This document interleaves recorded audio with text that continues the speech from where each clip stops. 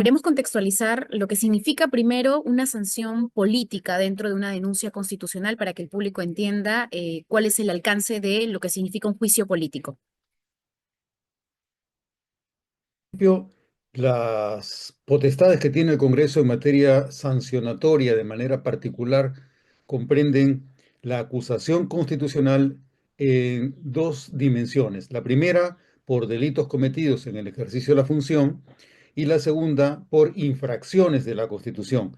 En el caso particular de las infracciones contra la Constitución, supone la potestad que tiene el Congreso para destituir, suspender o inhabilitar a uno de los altos funcionarios que señala el artículo 99 de la Constitución. Esto comprende al presidente de la República, a los ministros, a los congresistas, al fiscal de la Nación, a los miembros de la Corte Suprema.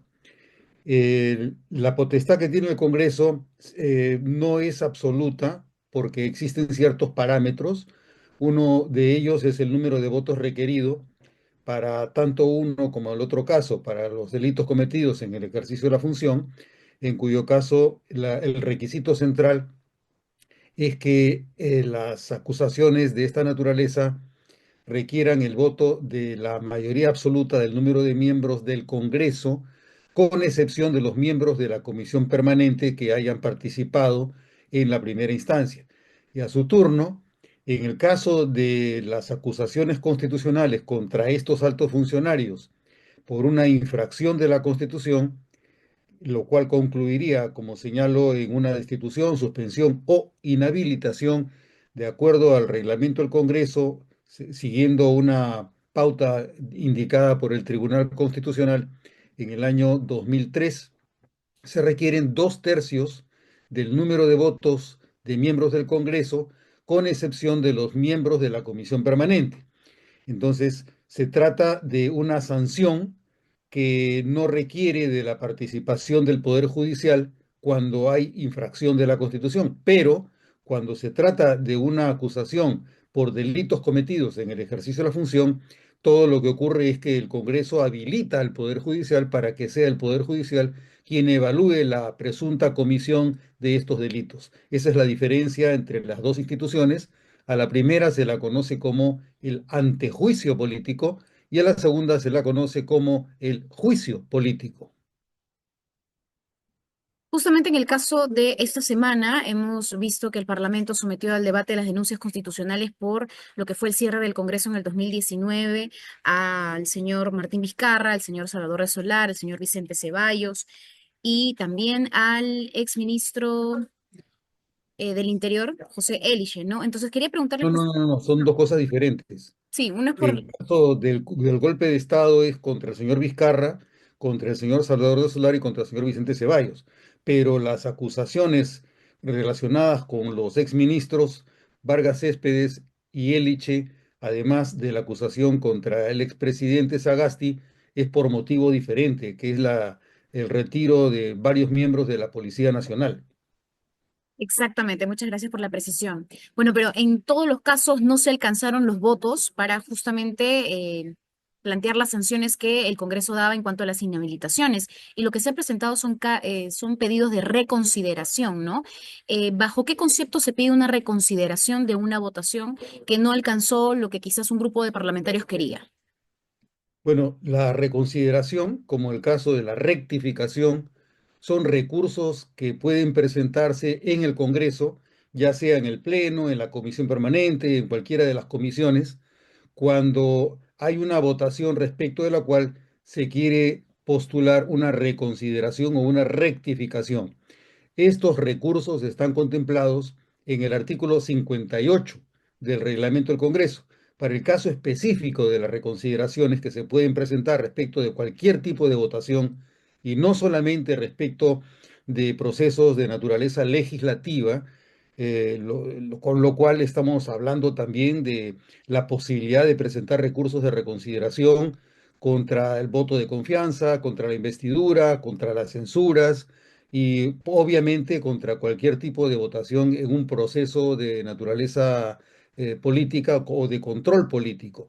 Entonces, el artículo 58 del reglamento del Congreso prevé que la reconsideración debe presentarse en la misma sesión o en todo caso antes de que se apruebe el acta o que se dispense el acta. Esos son los requisitos que prevé el artículo 58 del reglamento y además prevé la posibilidad de la reconsideración de la reconsideración.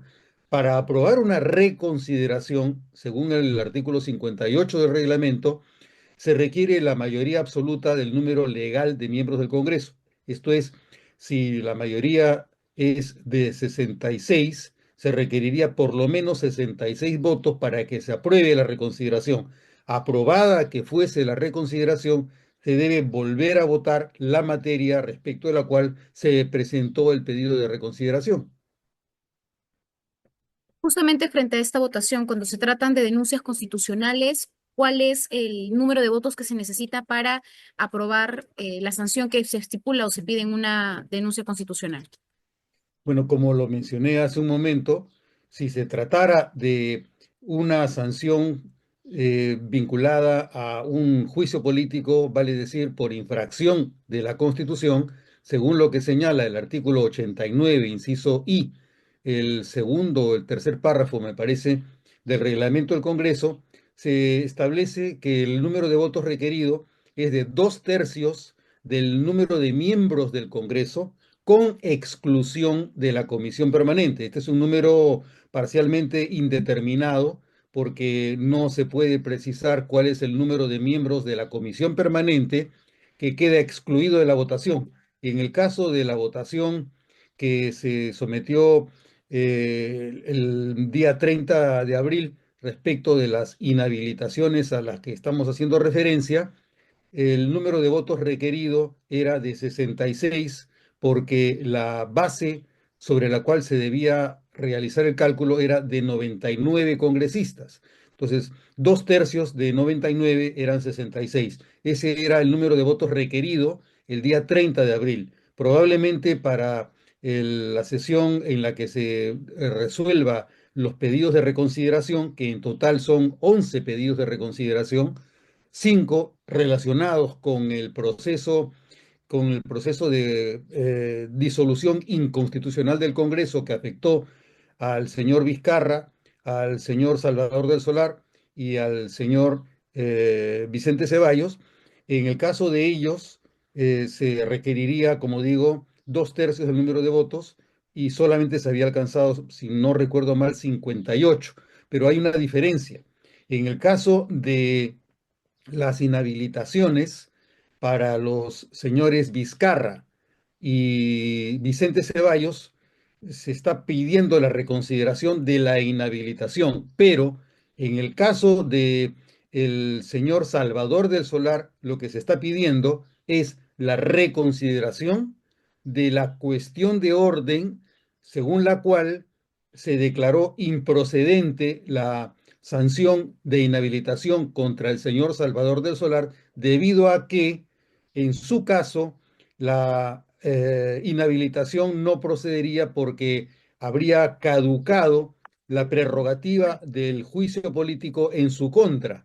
De acuerdo a la Constitución señala que la prerrogativa de la acusación constitucional tiene un plazo de 5 años posteriores a la fecha en la que se concluyó con el mandato constitucional de la autoridad cuya inhabilitación o cuya sanción se está pidiendo. En el caso del señor Salvador del Solar, él ocupó el cargo de presidente del Consejo de Ministros hasta el día 29 de septiembre del año 2019.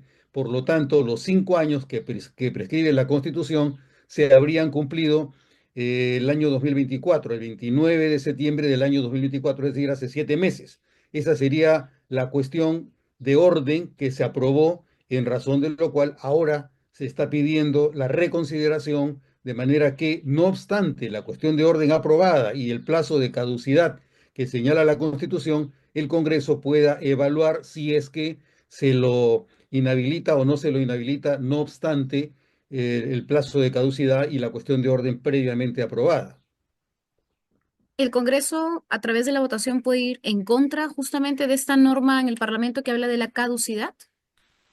Bueno, el problema es que no hay una norma expresa que señale que ese plazo de 5 años es un plazo de caducidad. Se puede deducir a partir de la naturaleza de la acusación constitucional en casos de infracción de la Constitución, que ese plazo que señala la Constitución es un plazo de caducidad, pero también cabe, según lo puede mencionar la doctrina, que ese plazo no sea de caducidad, sino de prescripción.